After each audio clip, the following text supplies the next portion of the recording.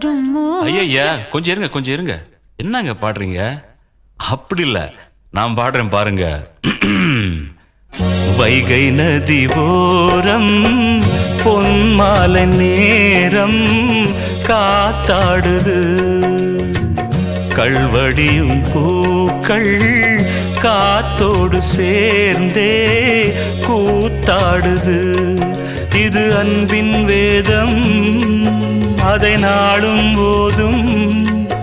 இது அன்பின் வேதம், நாளும் ஓதும் காத்தே. வைகை